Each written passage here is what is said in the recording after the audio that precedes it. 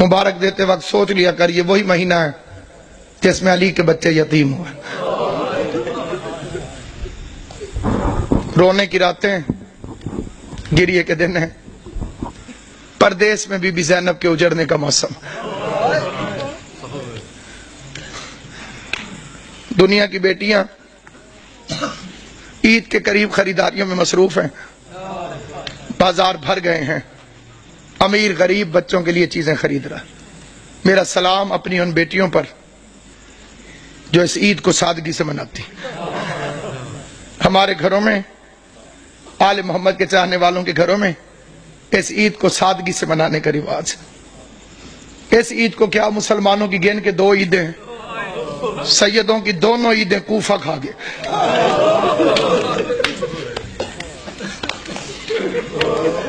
کئیوں نے میرا لفظ سمجھا ہے، کئیوں کو سمجھ نہیں آئی. عیدیں 2 ہیں، شہر ایک ہے. ایک عید کو ایک شہر کوفہ دونوں عیدوں کو کھا گئے. ایک عید پہ زینب باپ کا ماما اٹھا کے روتی رہی، دوسری عید پہ دریا کے کنارے مسلم کے بچے ذبح ہوتے.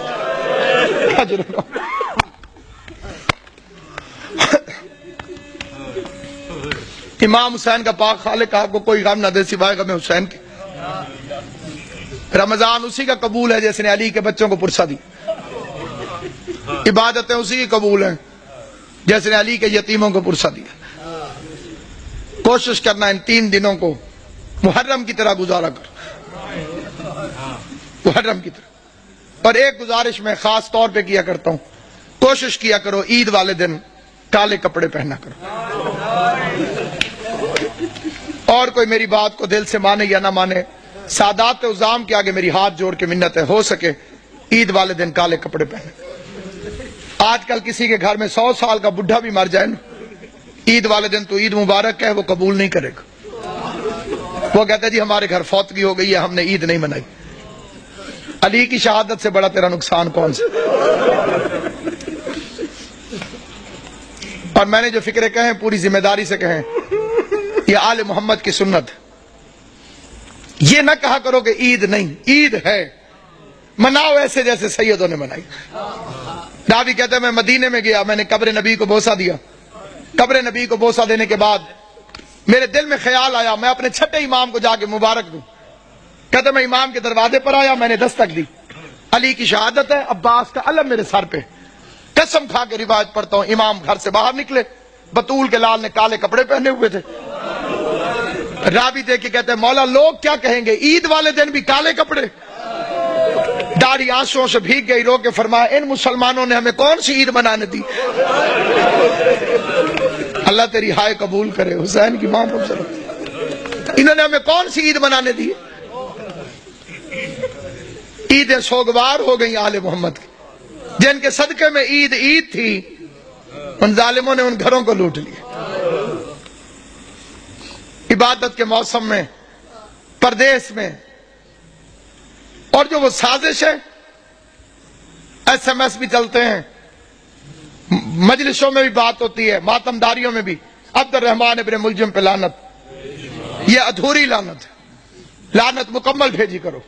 اسے بھیجنے والے پہ لعنت، اس کی سرپرستی کرنے والے پہ لعنت. ابن ملجم تو کرائے کا قاتل ہے، تاریخ کو تروڑ مروڑ کے پیش کیا گیا. یہ تو ایک کرائے کا قاتل ہے جسے بھیجا گیا. کتامہ تو ایک کرائے کی قاتلہ ہے جو پہلے سے وہاں پر فرعون شام کے منصوبے سے موجود تھی. علی کا قاتل فرعون شام ہے، جیسے سازش کے تحت اس ملعون کو یہاں بھیجا.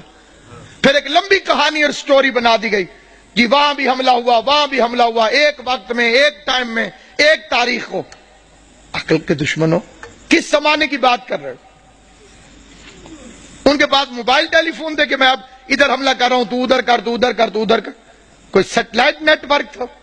سب جھوٹا افسانہ ہے. ساروں نے مل کے زینب کو یتیم کیا.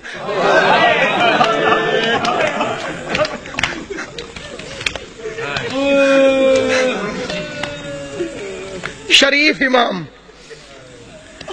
تو بعد میں پتا چلا، ایک گھر سے رونے کی آواز آئی، حسن حسین اس گھر کے اندر چلے گئے علی کی شہادت کے بعد. دیکھا ایک اندھا بیٹھا ہوا ہے، نہ ہاتھ ہے نہ پاؤں۔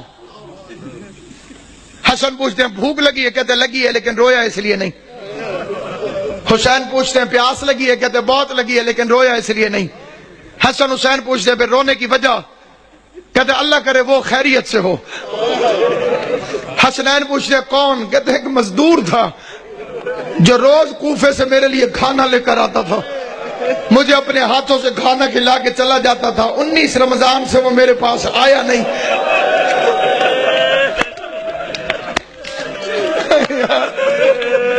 ہائے یا علی، ہائے یا علی۔